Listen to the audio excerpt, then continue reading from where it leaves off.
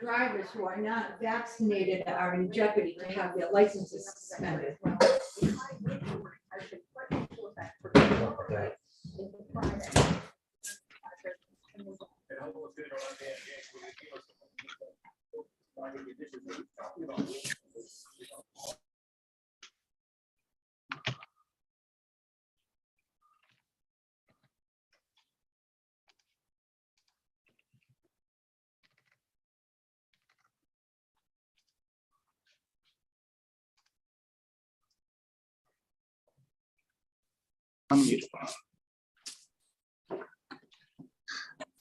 All right.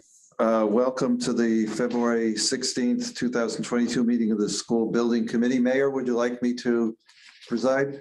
Yes, please. Okay, thank you. Let's start with the call of the roll, Jeremy. All right, starting with Dave.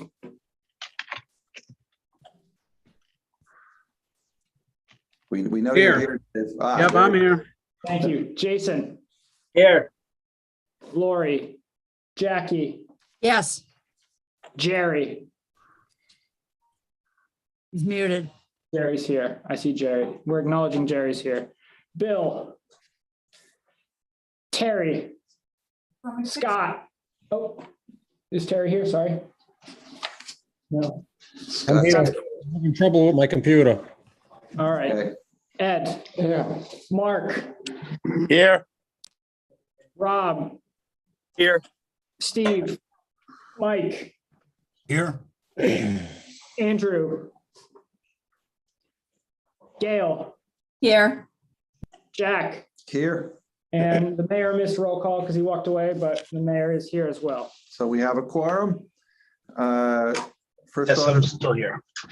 yeah, the first order of business is always to approve the minutes from the last meeting. So is there a motion to approve the January 12th minutes? move to approve. Terry's not here. Terry's not here. I need a Second. designated seconder. Oh, Terry joined? I'll Oh, No, Gail. that was me, Gail. Oh, Gail, you can be the designated seconder tonight. Okay, All right, on minutes, we'll start from top again. Dave, Yes. Jason, Yes. Jackie, yes, Jerry, Yes. Scott, Yes. Ed, Yes. Mark, Yes. Rob, Yes. Mike, Yes. Gail, yes, Jack, Yes, and Mayor. Yes. passed unanimously. Okay. As always, we'll skip past the bills for now, and we will move on to the project update. Steve, are you taking the lead, or is Corey going to introduce himself to the group? Corey is going to introduce himself to the group and take care of the construction update. Okay. No pressure on you, Corey, but you know, Rachel did a great job last month. Big shoes to fill, so I'm aware. I'll do my best. All right, can everyone see my screen here? Why don't you just give a brief introduction as to, Oh. you know, all of us on Wednesday know you well, but Sure. Yeah. So my name's Corey Wild. I'm the project manager. Work with Rachel and Steve on the PM side. My primary task is the change requests and contingencies, but involved in a little bit of everything with the project. So. okay. So go ahead. All right. So starting on the exterior of the building, this is obviously the front view here. Not much has changed. We have started putting in some of the exterior doors. So that front entrance is now fully installed, and we've actually started wiring some of the card readers and some of the security systems associated with those doors. We've also installed some of these doors as well, and we'll continue to put those in advance of the landscaping this spring. The granite curbing for the front bus loop was delivered this week. So in a few weeks, March, once the ground has thawed, we'll start installing that granite and this bus loop will start taking shape. We have also completed the metal panel for all intents and purposes. We do have the one loading bay remaining, which will likely be closed up beginning of March. And so we'll install that curtain wall and finalize the metal panel there. On the back of the building, we have kind of finalized the gym, this corner gym curtain wall here. So that is all 100% installed at this point. We've installed the low canopy roofing here, and we are installing the framing along the canopy of the high E roof. This is kind of the last roof edge metal that we have. So once we complete the framing, we'll install the GFRP panels, which is the same paneling that you see at the front entrance canopy. And then we will finalize the roof edge metal. And that would be the last of kind of the roof edge condition for the project. You know, as I mentioned, metal panel is all complete along here. You can't see it between the gym, the small gym and pool there, but that metal panel is all complete as well.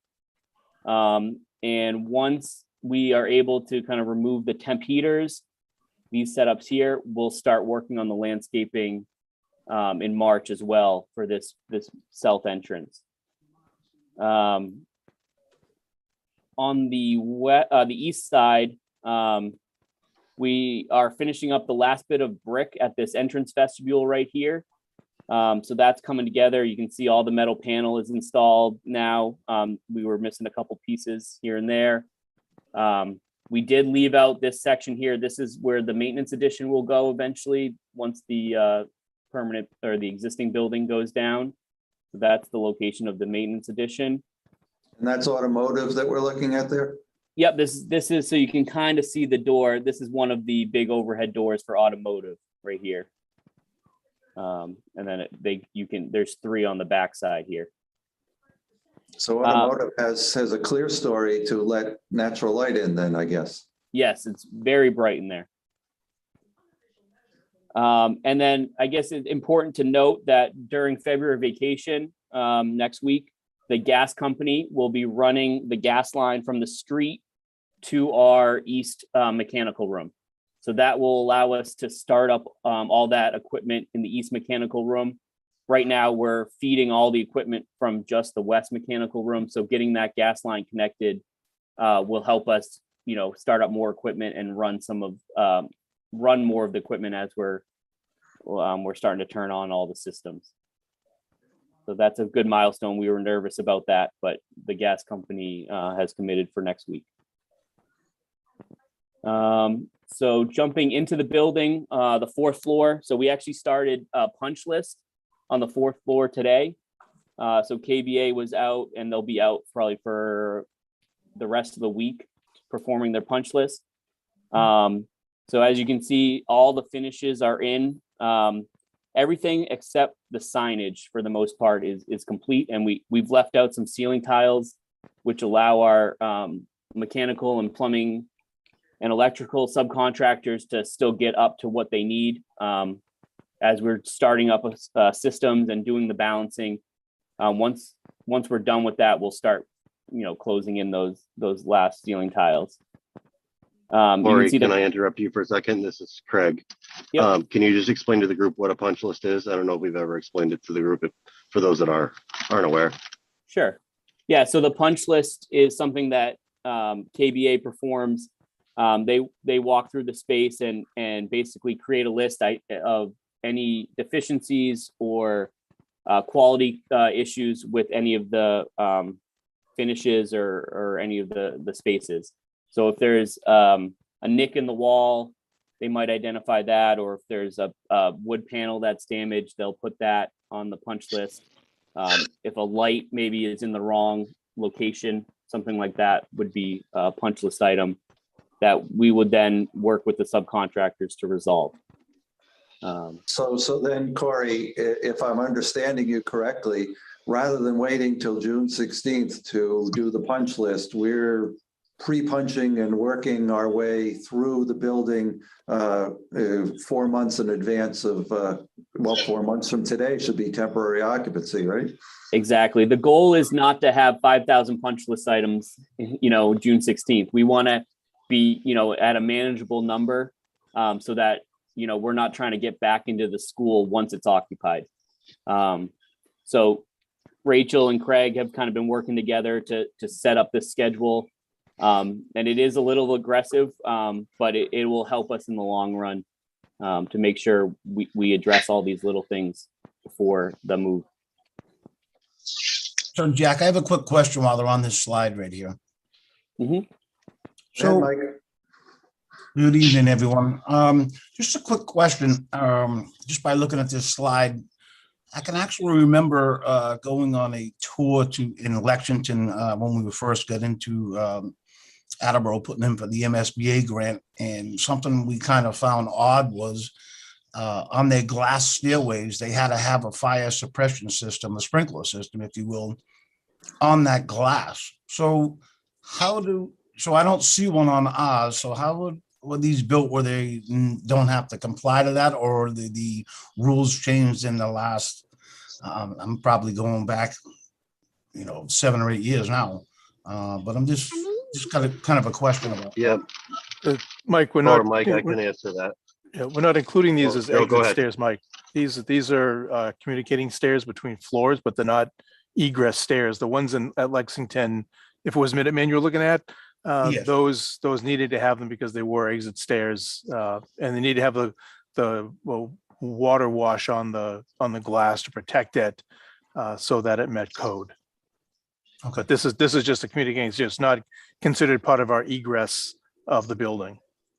Okay. Thank There's you. no exit sign above it. There's nothing there that shows that that's an egress path. All right, thank you. Yeah, when I seen that Lexington, I thought it was just the oddest thing, but it was a requirement. So thanks for the explanation. Gail, do you have a question? Yes. For the walkthrough, is that strictly KBA walking through, or will somebody from the maintenance staff, like Jason, be accompanying you as well? This is strictly the design team that does the punch list. does Skanska play a role in that? Yes, I actually wanted to back up a little bit to say that we have an on-site full-time field rep, and we have other team members like Anjanette and Bob who we're walking through the project daily for those folks. And what they do is there's what they call an observation log. And so on an ongoing basis, constantly since day one, we've been making observations if we think there's an issue either with, quality or damage or anything there. So that work has been ongoing since the start of the project. The work that's taking place with the punch list now has to do with the architect and their consultants saying that the quality in the work is as it should be per the drawings and the specifications, and that given that it's an affidavit project, that they're confirming that the building is operating as designed. So the punch list at this point, because there's been all kinds of inspections ongoing throughout the project, really for the most part, there may be exceptions, but really for the most part might have to do with aesthetics, or a door of the hardware might not be working properly or something like that. But Skanska's involved with this really has to do with an acceptance by contract from the design firm. And just so those of you who don't attend the Wednesday morning meetings, that observation log is updated weekly and distributed and dealt with by the entire team. Correct. Okay, anything further, or should we go back to Corey? Back to Corey. Okay, so I was just going to point out one big difference from previous months is the permanent lights are on. So actually on the second, third, and fourth floor of the classroom buildings, permanent power and permanent lights are on those floors. Makes a huge difference from the space. It really lights up well. And then as far as flooring goes, so this is completed carpet and completed LVT in the classrooms. Carpet is currently being installed on the 3rd floor, and the classroom flooring is currently being installed on the 2nd floor. So those 3 floors are kind of all in various stages of completedness, and they're kind of have a nice flow to them. We're working top down and out of the building. Corey, And just are we looking at a protective covering? Yeah, so this is just some temp floor protection that we put down just to help, so the wear and tear on the carpet, by the time you guys move in, there's no heavy construction traffic wear and tear on that carpet, protects against any spills or anything like that. Once we do the final back punch, which is when they come back and verify that all the punch list items were completed, that temp flooring or floor protection will be removed. Thank you. Steve, did you have anything to add? no, I was just going to add that, and if you look in the classrooms, the tan color is the same thing. It's a different type of floor protection, but that is also temporary as well. I'd like to say something just in looking at this image. I think you can see how and diligent and impeccable the work is in the cleaning and the safety and the quality of the work. And that speaks volumes to the work that Consigli has done here in conjunction with the team, that they're running this like a tight ship, and this is how you put work in place and preserve the work without having it be damaged by follow-on trades, et cetera. I mean, there will be time to time an issue with something damaged, but you can see just that it's so clean looking down this corridor here. Okay, thank you. All right, so now jumping down to the 3rd floor in the media center. First, my computer's going to stall out here. There it goes.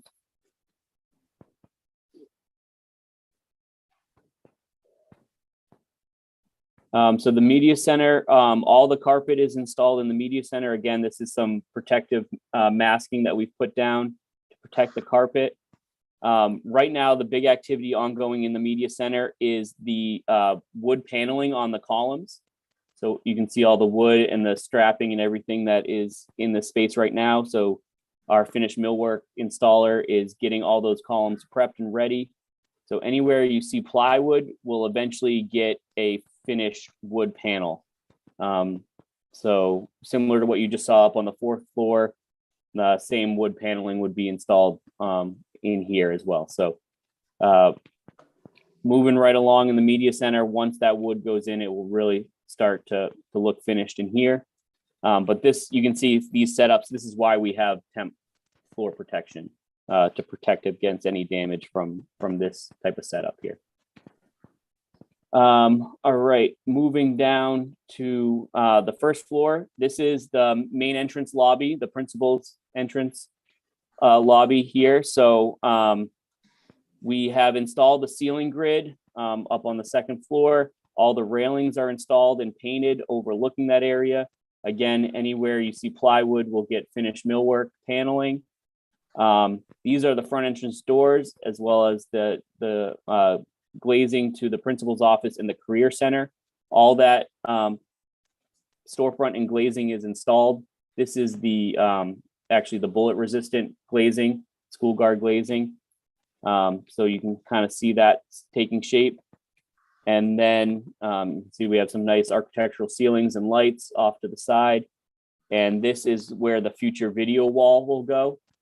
So again, millwork paneling around will frame that video wall. And then this is where the actual monitors will be installed.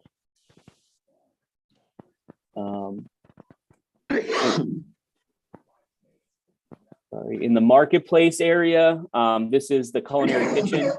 So we had the issue with the cracking tile that has all been removed and reinstalled.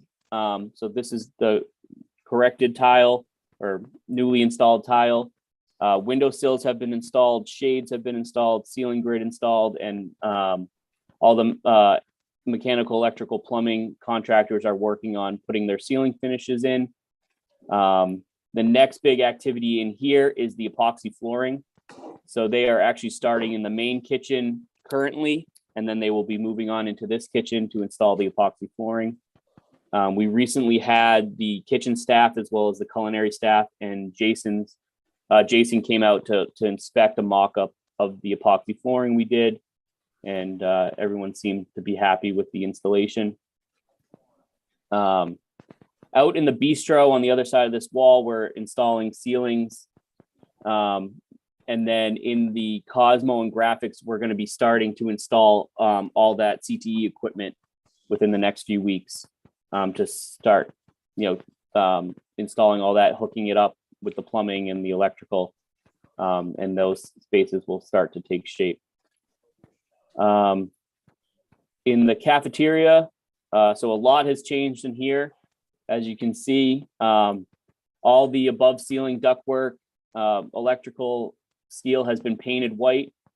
All the drywall has been completed and painted along the clear story. The columns have all been framed and sheathed in plywood. The railings have been installed and painted. And then the next big thing in here will be the ceiling. So similar to the wood architectural ceiling in the media center, similar ceiling will get installed in here. K&K, our ceiling subcontractor, is starting to lay out that ceiling this week, and in the next few weeks, we'll start to see it take shape. When will the flooring be going down in the cafeteria? So the flooring in the cafeteria will probably be one of the last things we do. So Jack, the idea is to work top down and then also east and west wings into the middle. So we'll push everything down and in to the cafeteria and then out the south entrance. So that will be one of the last areas that we install flooring. Okay. The gym and the auditorium? Yep. So in the gym, the painter is in here painting the ceiling white. All the drywall, all the window and glazing is complete. And we'll start kind of creating the entrance to the gym. So the exterior brick and cast stone actually from the exterior continues into the interior to create that entrance. So that will start probably next week. And after the ceiling is painted, we'll start installing the gym equipment. So actually the basketball hoops are underneath this tarp here, and the batting cage and the curtain divider are all on site. So we'll start installing that once this is finished painted. What would our time frame be on the floor and then the bleachers? Yeah, so the gym flooring is scheduled to start next month. They have about 4 to 5 weeks to do that install, and then the bleachers are scheduled to be delivered end of April. So that's the push there in the gym. Okay. Just quickly in the locker rooms, I don't think we've talked much about locker rooms, but not a whole lot to see. Walls are installed, walls are painted. We're finishing up above ceiling rough. We'll install the ceiling grid, and the lockers are sitting in a warehouse right now ready to be installed. So that will be the next push in there. We're also currently installing all the showers in the locker rooms, getting those plumbed, leveled, and installed. And then the last area is the auditorium. So the finished ceiling is 100% installed at this point. We have removed the dance floor, the scaffolding that we installed in order to access that ceiling. And so now what we're doing is installing the drywall from that where the staging was down. So we've started installing all the drywall along the perimeter. We have tapers in there finishing the drywall, and then the painter will get in there to start working his way down. We also had the theatrical seating subcontractor on site last week. They field measured the space and are getting the auditorium seats into fabrication. So those are about a 12-week lead time to get those, which will be showing up sometime June, not July, sorry. And we'll get those installed as soon as they come in. That will be the last thing that we do in the auditorium is install the seats. Okay. Shop areas, are they coming along? Yeah, I don't have any good updated pictures of the shop area, but right now we are working on framing the acoustical sound ceilings, which allow or provide some acoustical separation between the shops above them. So that those are currently framed out, and we're finalizing the above ceiling rough, and we'll start drywalling those. All the overhead doors are installed. All the exterior glass overhead doors are installed. So we're in really good shape in the shops. And actually the modular mezzanine, which goes only in the plumbing shop, is on site, and we'll start installing that next week. So that'll be a good milestone for that space. Okay, very good. Any questions from the committee members? Ed? Yeah, the cafeteria, that whole entrance, what is the flooring material? So the cafeteria flooring is an LVT material. It's the same material as the classrooms and some of the corridors and the shop wings. So it's a vinyl resilient material. Thank you. Yep. Is that some kind of a wax or no wax floor? What's the maintenance issue with that? I know Jason probably cares the most about that. Unlike VCT, this does not need to be waxed. So there's a lot less maintenance involved. Oh, luxury vinyl tile, that's what the LVT stands for, and it has a high durability layer on it. So it's highly durable, and it only requires to be washed, doesn't require to be waxed. Okay. Jason, you can thank us for putting that in.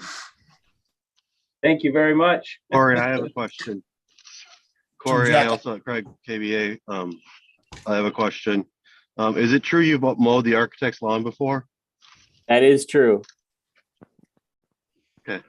Hey, Jack, I Thank you, just have a for the couple of record. general questions after.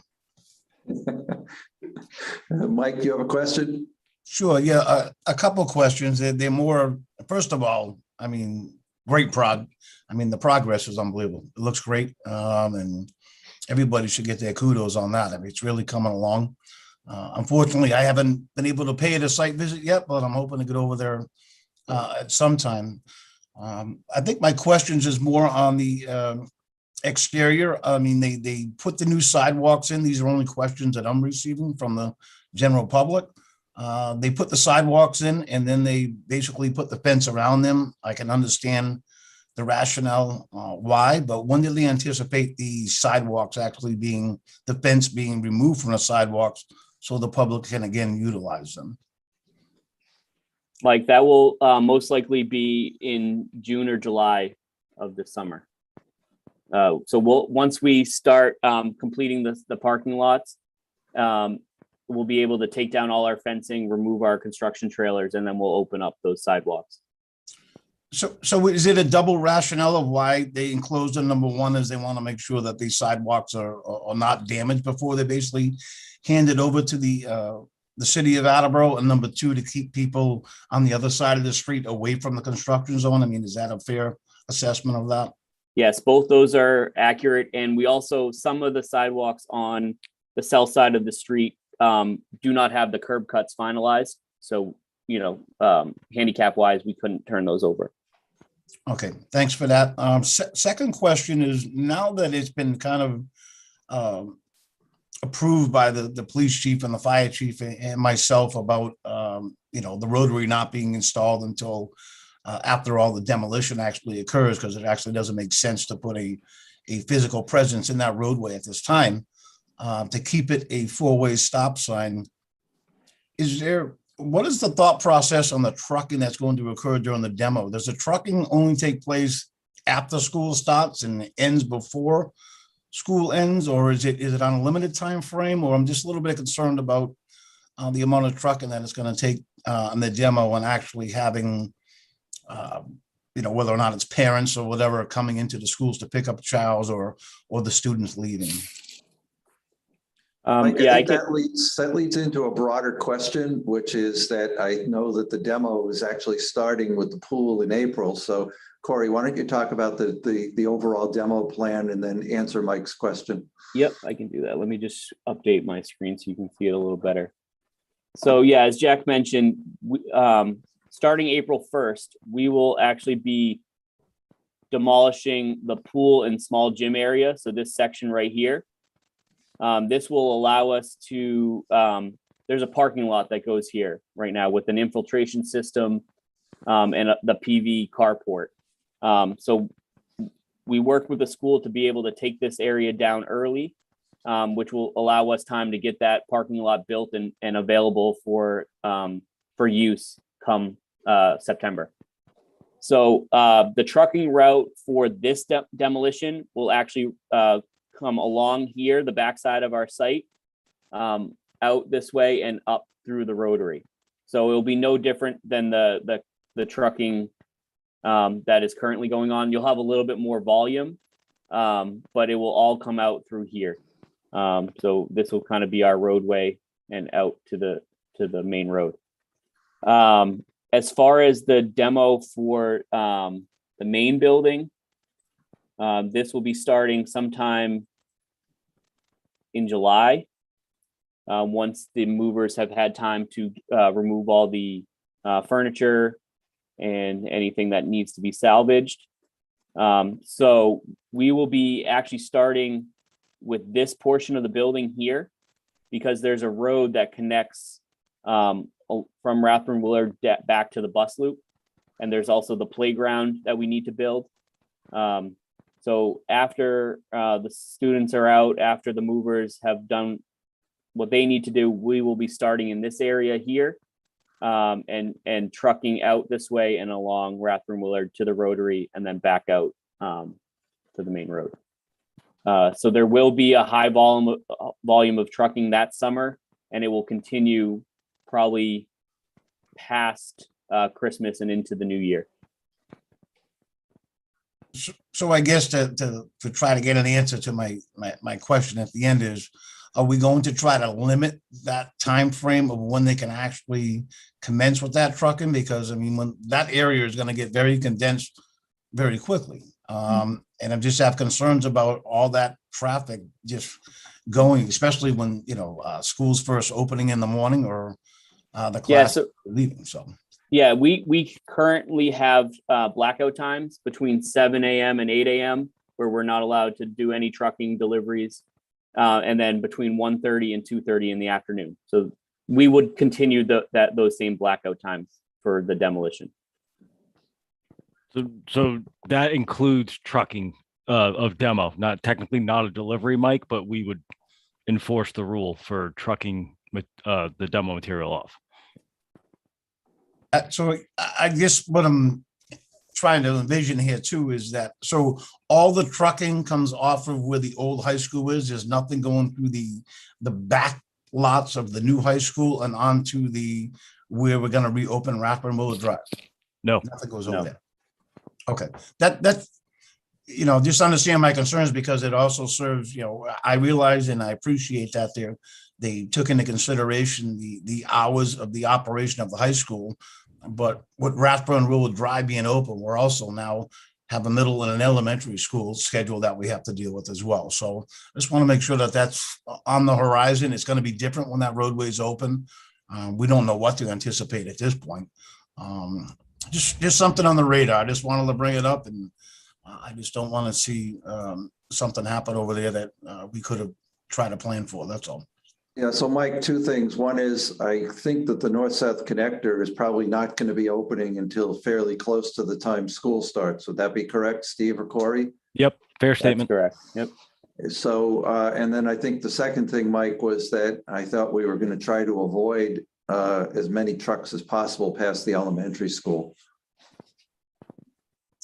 Right. Again, I appreciate all the answers. It's just something I wanted to bring out there. It's concerns I've heard, from the public. That's all. So I just want to make sure that I'm putting it out there. I hate to keep information to myself and then have somebody say, geez, I wish you would have told us that, what some of these concerns were. So I appreciate the feedback. And obviously we're going to have to make accommodations, you know what I mean? It's a big project, but again, I think safety is number one when we're doing something like this.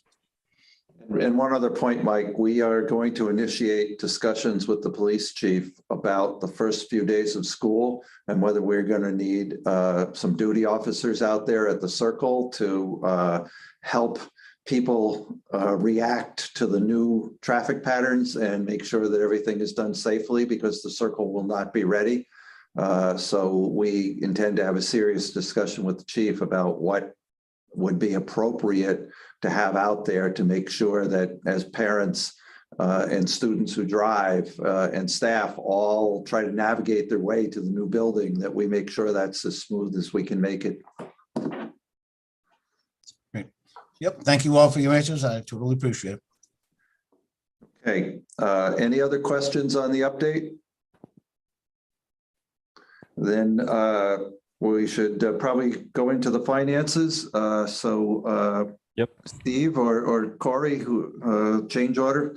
Yep, I'll take this, Jack, and try and move quickly. I know we're short on time. So GCO 17, we're seeking approval. It includes 9 different GCRs. I'll buzz through them quickly and then ask for a vote at the end.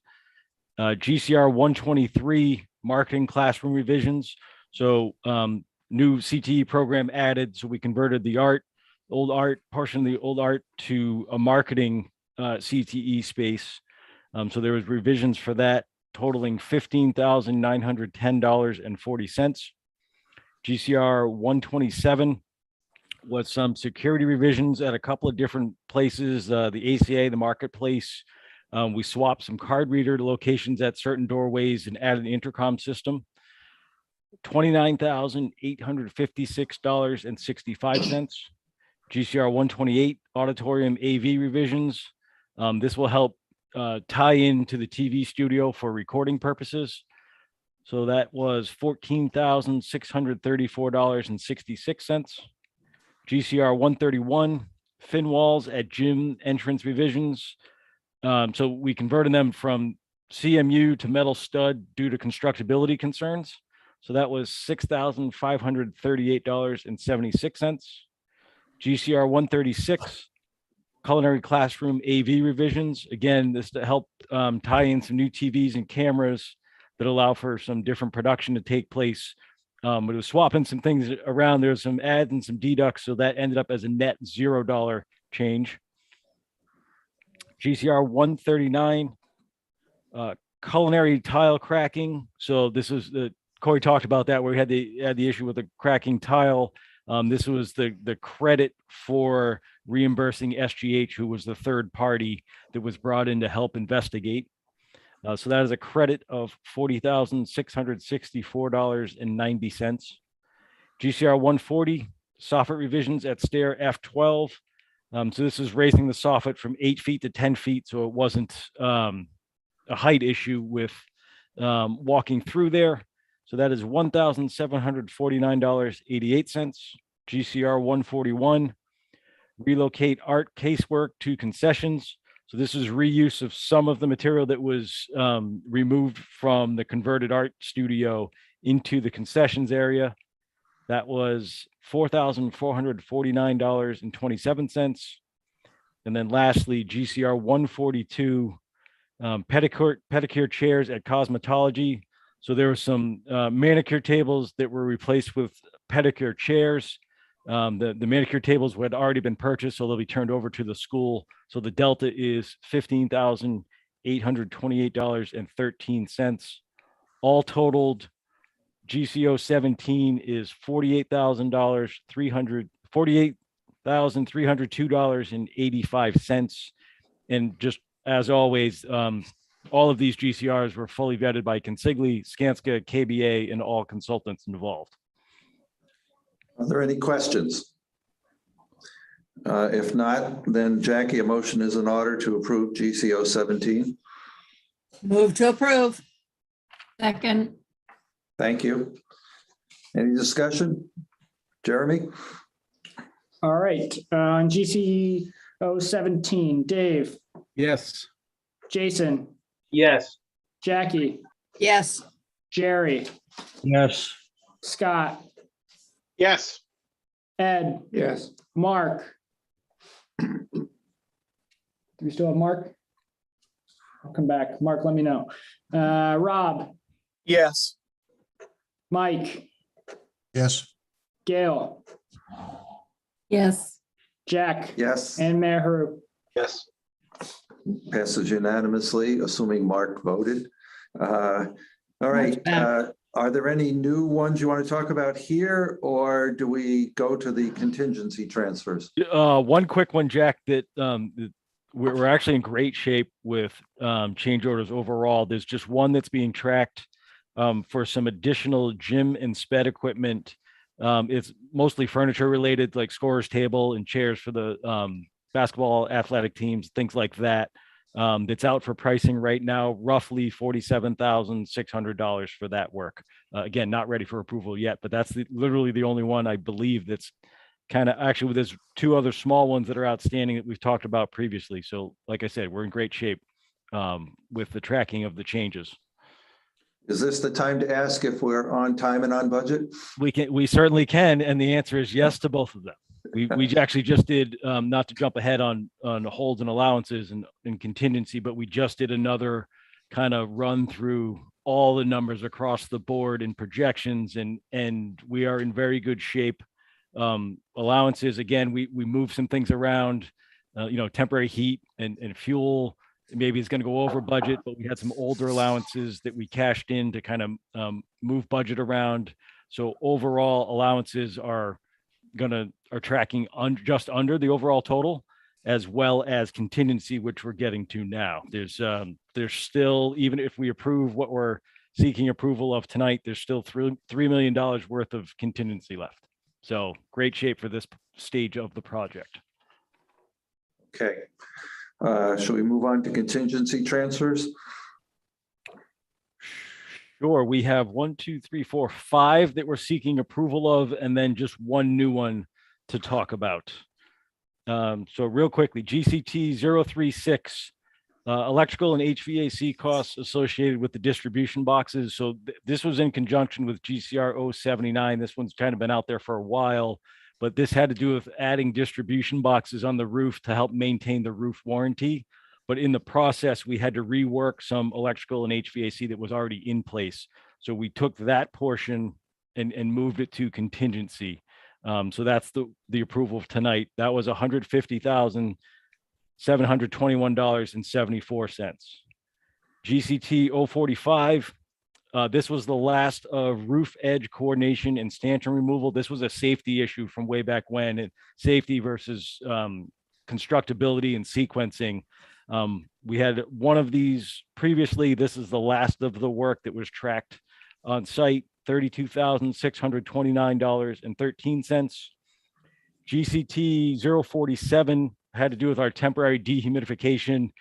There's a little bit of, we kept it, basically kept everything a little, about a week or so longer than we originally intended. So we got charged the rental for that. So that's $14,187.50. And we kept it because it was needed. I don't want anyone to think that we just forgot to return it. It was an extra week of weather that we were cautious of. So we kept it in place. GCT 048, coordination issue at the fitness center between ceiling height, the MEPs, and the location of the water fountain in there. So we had to do a little bit of rework, $9,505 for that. And then GCT 050 is storage for the bleachers. Based on all the supply chain issues and COVID months ago, we asked our bleacher manufacturer to go ahead and start making the bleachers just so we made sure we had them in time.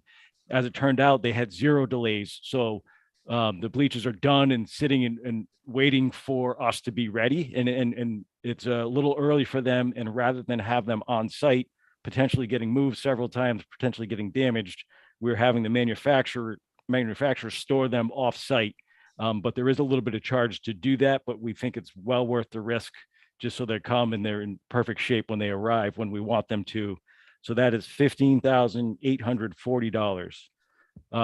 Total for contingency transfers tonight is $222,883.37.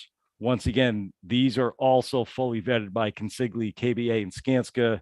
And as always, the reminder, the contingency does not increase the GMP amount. This was already in the budget. We're just moving buckets of money from one spot to the other. Okay, any questions on that? And then motions in order. So moved. Second.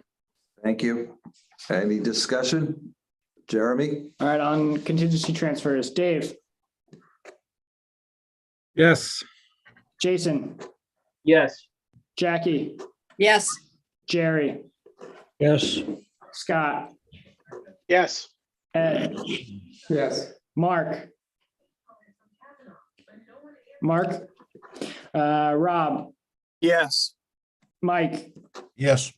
Gail, Yes. Jack, Yes, and Mayor Herb. Yes. it passes unanimously. And I see one last thing here that I think is for you, Steve, which is jail marshal retainage reduction. from Yeah, bid just package. before that, Jack, we did have one. Oh, okay, sorry, go ahead. Yeah, that's okay. One contingency transfer that we're tracking, don't have final cost on yet, but there was a section of underground conduit that was damaged at some point in construction. Unfortunately, concrete had been poured over it, so we had to chip out some concrete, repair the damaged conduit, and re-pour the concrete. Again, if we knew exactly who did it, we'd be able to back charge them accordingly, but it's such a small conduit, and we're not 100% sure when it happened, and there's so much traffic that has happened over the months in this location. It's hard to pinpoint exactly who or what, but we're tracking that work, finalizing that in the range of $20,000 potentially for that. But again, that's a contingency item, not an add to the project. Okay, Once again, like the change requests, the contingency transfers are in great shape as well. Not a lot of loose ends or anything hanging out there. very good. And then the next item is, it's a retainage reduction for our concrete subcontractor. It's going from 5%, which is currently being held, down to 2.5%. So still holding 2.5%. Basically what they have left to do are all the sidewalks on the exterior of the building, but all of their interior foundations, slabs, that's all complete and been approved by Consigli, Skanska, KBA. So this is just a partial reduction in their retainage. This is okay, Mary Ann? Absolutely. Okay. Anybody have any questions on that? And the motion's in order? Move to approve. Second. Thank you, Gail. Jeremy? Dave, Yes. Jason, Yes. Jackie, Yes. Jerry, Yes. Scott, Yes. Ed. Yes. Do you have Mark back? No. Rob, Yes. Mike, Yes. Gail, Yes. Jack, Yes, and Mayor. And yes. passes unanimously. All right. Anything else from you, Steve or Corey, or should we move to Anjanette? Nothing from our side.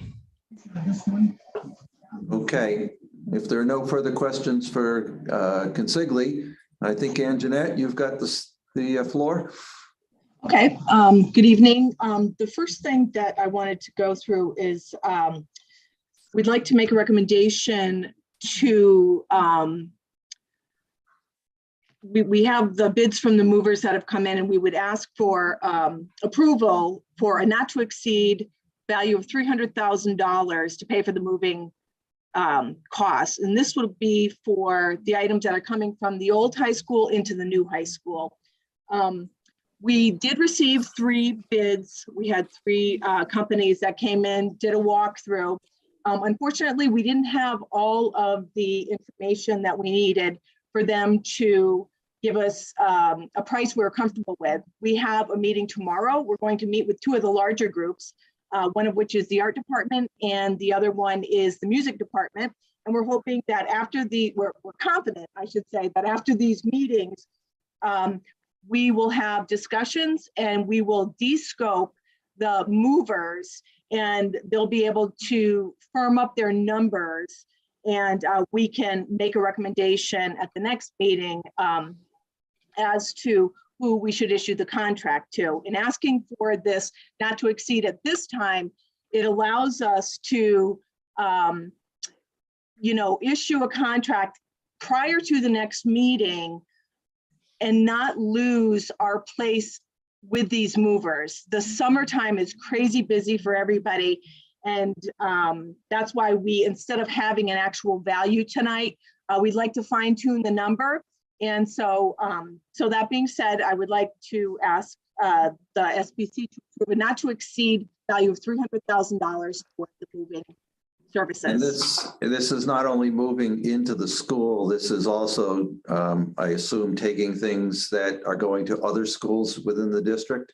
No, this is just strictly the move from the existing school to the new school.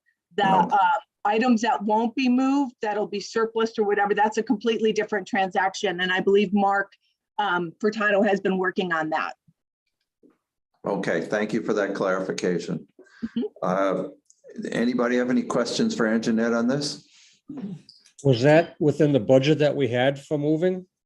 That 300,000? It is within, we have 3 buckets of money for the owner costs, and the move manager and the moving costs we have a budget for that.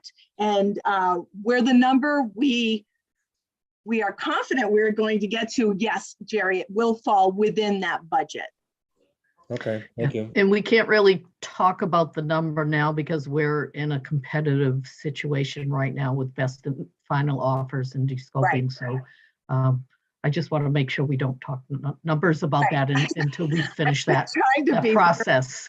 So you're saying you don't want to play your hand publicly? Exactly. Thank you. Right. Okay, we understand. Any other questions on this? Then Jackie, a motion's in order. Move to approve. Second. Thank you. Jeremy? Dave, Yes. Jason, Yes. Jackie, Yes. Jerry, Yes. Scott, Yes. Ed, Yes. Mark, Rob, Yes. Mike, Yes. Gail, Yes. Jack, Yes, and Mayor Haru. Yes. passes unanimously. Anjanette, you've anticipated. I have. I know we're pressed for time here. So we do have some more invoices this month as usual. So we are billing, Skanska's billing $119,135 this month. KBA's invoice is for $110,257. The CM Consigli is billing for contract work, which is this $4,2,146. There's some change order work that they're billing for as well. So their total bill is $4,027,259.64. That value is always adjusted because retainage is withheld. In addition, this month, with the request for retainage reduction for J.O. Marshall, we're going to reduce, if you can see down here in this blue cell here, we're going to add $207,529 to their invoice. So all in all, the amount certified with all the adjustments for Consigli's invoice would be the $4,033,916.84. I have some charges here, some miscellaneous project costs. I think, Jeremy, you can speak to we're almost on the same page. I think maybe this month we might be exactly on the same page. But those were costs for STV. That's our move manager. That is Eva. She's the one that's been working on getting us the bids and coordinating with the potential movers. Intertech, that was for window testing, water testing, on the curtain wall, and I believe there was one other window that was tested. Some of this money will be the $4,100 that we're paying. We'll actually be getting back a little bit of that money because one of the tests failed. Consigli is in process right now of doing their due diligence, and once it's determined the cause of the failure, the sub that's responsible will reimburse the city for the charges and for any reinspection costs as well. And then the last invoice is for Briggs, and that was for material inspection. I believe that was for the last spray fireproofing inspection on site. So in total this month, we have the $4,268,852.09, and that's what Jeremy is showing on his. That doesn't include the retainage, I don't believe. And overall, more importantly, we are at the end of this month, overall in the project, we're billed out to 72%. So I don't know if anybody has any questions about the values. Happy to answer them.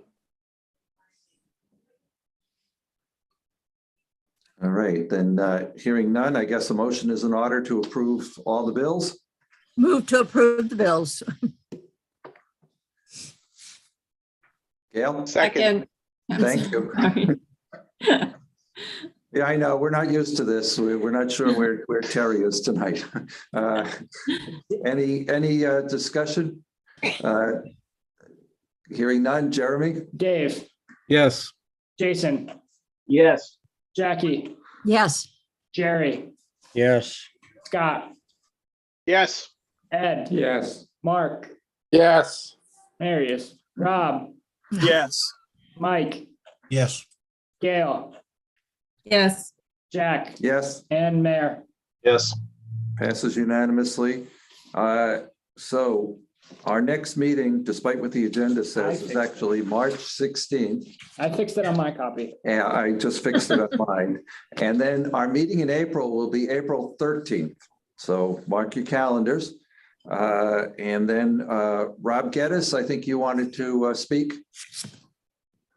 Yes, thank you, Jack. And I will make this quick because I can hear my kids hitting the end of their rope downstairs. I just wanted to remind the community, Saturday, March 19th from 9 a.m. to noon, the Blue Pride Ambassadors Club is going to be hosting an open house walkthrough opportunity of the current building. This is the first of two big opportunities, two big final opportunities for the community to come in and relive some memories in the current building. We'll also be previewing some, we hope to be previewing some parts of the building that we hope to make available to the community later on in the spring, or even as soon as March for some of the parts that are coming down. So more of those details will be available on social media. I know Bill Rooney isn't here tonight, but I know he's going to be active with some of those details on social media in the coming weeks. So I hope to see everyone there and come enjoy the building before it comes down. Okay. Jack, I just have a comment before we leave. First of all, thanks, Rob. Appreciate that update.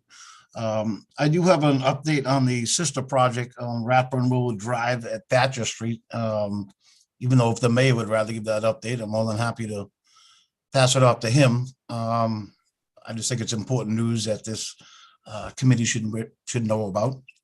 Go ahead, Mike. I just want to make sure the mayor is fine with that. I work for the mayor, Jack. I got a hand off over here. Okay, If he you wants gave you to- the thumbs You're good, up. Mike. If I were to go saying something, I'd be looking for my talking points from you anyway. All right. Thank you, Mayor. So a quick update on the Rathburn Boulevard Drive at Thatcher intersection and all the road and sidewalk improvements that are going to abut this project. The city council did vote, I believe it was February 1st, to fund this project with an amount a little bit over $1.7 million.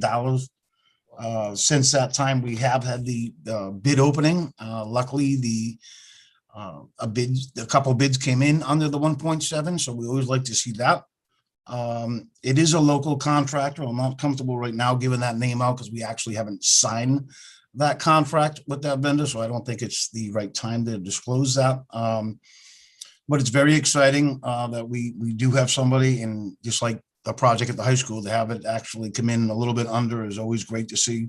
But we, as a city, did keep a hard deadline in there of August 26th for completion. So we're hoping that everything we can sign a contract with this company and get to work on this stuff. And hopefully we can get both of these projects done almost in the same time to make it a complete span, if you will, of the reopening of Rathbun Road Drive. Well, that's excellent news. Thank you, Mayor. Thank you, Mike. I'm sure that everybody involved in the project is excited for many reasons, but to make sure that that traffic light and the sidewalk improvements are all working hand in hand with what we're doing. Yeah, this is, if I can add to that, this is actually one of the, as everybody knows, the busiest areas in the city. And it's, the condition of the road is actually pretty bad. There's a gas main, heading away from County Square on the right-hand side. So when we finally do this over, it's, even for people who aren't one bit concerned about the school, they're going to benefit from this too. It's going to be a really nice stretch from, almost County Square all the way down to Snell. Very good, very good. So before I ask for a motion to adjourn, is there anything else anyone wants to bring up? Yeah, I have something like the next. I was wondering if we could do another walkthrough sometime. It's been several months and a lot has happened since then. Steve, why don't you think about when the next appropriate time would be for a site visit? And why don't we discuss that at a Wednesday morning meeting and then bring that back to this group for our next meeting? Would that be okay, Jerry? Yeah, that's fine. Yep, not a problem, Jack. Thank you. Anybody have anything else? Then a motion is in order to adjourn at 6:31. Move to adjourn. Second. Well, Jeremy? Not quite. Dave, Yes. Jason, Yes. Jackie, Yes. Jerry, Yes. Scott, Yes. Ed, Yes. Mark, Yes. Rob, Yes. Mike, Yes. Gail, Yes. Jack, Yes, and Mayor Harut. Yes. we are adjourned. Thank you, everyone. Good Thank night. you, everybody. Good night. Good night, everyone. Thank you.